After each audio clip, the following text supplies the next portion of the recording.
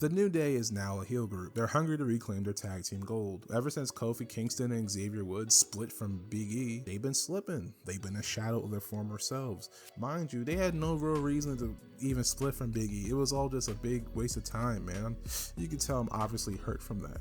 But there was a time where they were the face of joy and positivity in the WWE, not hatred and booze. But against all odds, they gave us something special in their 10 years as a group. They gave us a new day. Let's go ahead and dive in. In 2014, WWE slapped together a new faction. Kofi Kingston, Big E Langston, and Xavier Woods. We all know that, but let's talk about why this was weird from the get-go. There wasn't no clear direction. It was just a flashy new Titantron, gospel-inspired music, and wait a minute.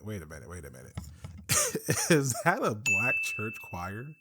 You know how weird it is when you're a black person watching WWE and you're seeing these stereotypes in front of your face. You got the stereotypical rapper, you got the stereotypical ghetto black woman, you got the stereotypical gospel choir with 3 black men jumping and dancing and clapping their hands.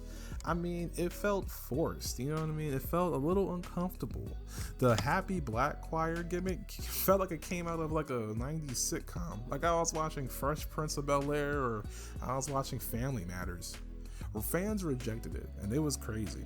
People thought it was a joke, a gag, and no one believed it would last, including me. I thought this group probably had, 3 years left in them?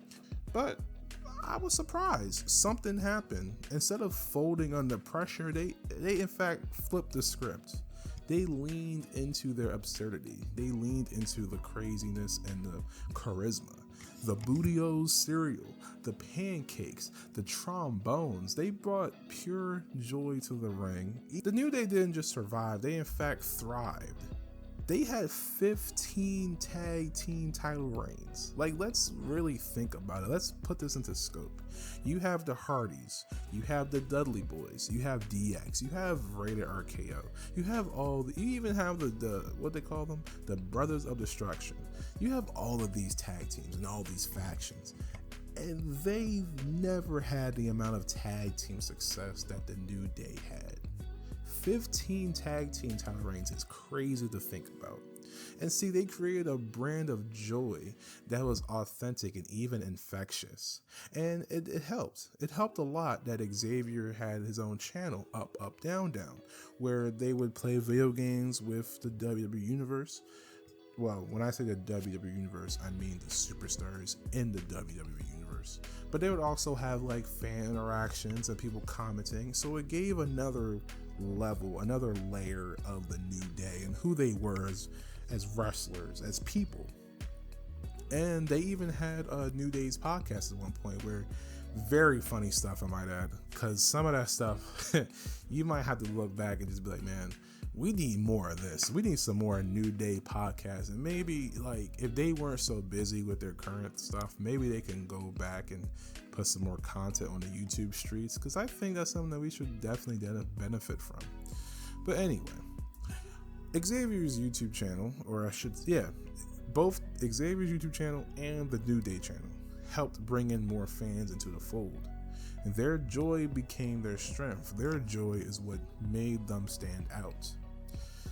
I think of a Bible verse, Psalms chapter 34, verse 8, and it says, "Taste and see that the Lord is good."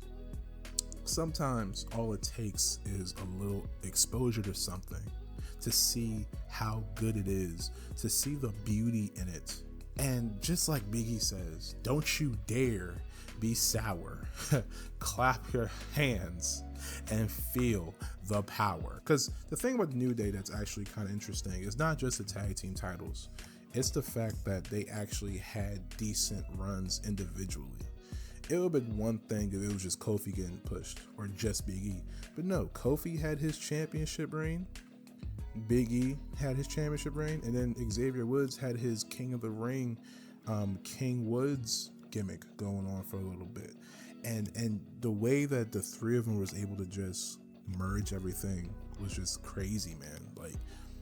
But let's talk about Kofi Mania real quick.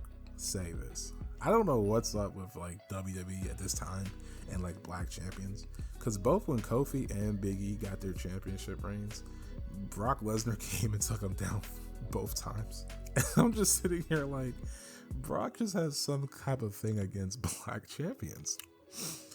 But yeah, we meme on Kofi's title reign now, but let's not forget how we got there.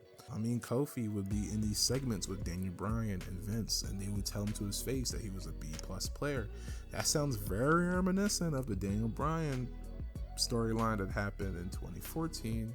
What I'm trying to get about Kofi Mania is that during that run with like him being belittled, him being beat down, he maintained like a humble, quiet, and patient demeanor about himself, you know. And even as Dan Bryan treated him as like a second-class citizen, he stayed hopeful, and that hope became the joy that was undeniable. It was uncontainable, and Kofi won the WWE Championship at WrestleMania. Kofi done spent so much time, you know, playing different gimmicks and doing different things. I genuinely feel like that was the right moment to pull the trigger, even if it ended in catastrophe with Brock Lesnar.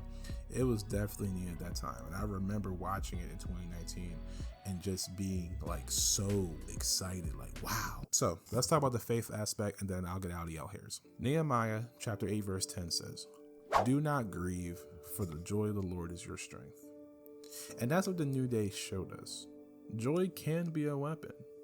It can be a foundation. It can be a source of power if it's found in the Lord.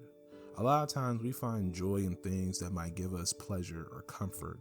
We might find joy in our video games, or we might find joy in our entertainment, or we might find joy in women, or whatever the case might be. But finding joy in the Lord is something that can't be taken from us. Like the Bible says, it's our strength. Listen, we may not win world championships, or we may never hold 15 tag team titles.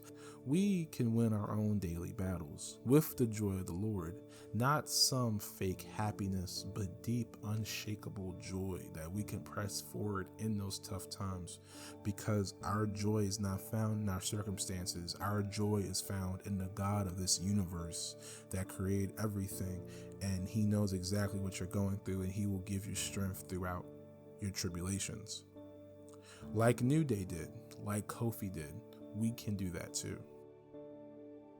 Hey, I said that if we get through the faith piece, I'll be done with the video. But if you're still watching this video, I just want to say this. I'm not here to convert you. I'm not here to push anything on you.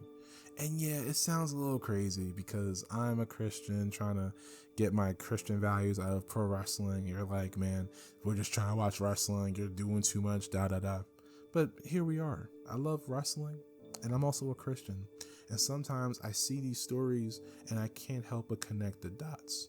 And so thank you for watching this video through. Thank you for letting me ramble. And here's what I love to know. What gives you joy when things aren't going your way? Drop it in the comments and let's talk about it. Because sometimes wrestling reflects the truth, and sometimes it reflects faith. This was Spirit Studios.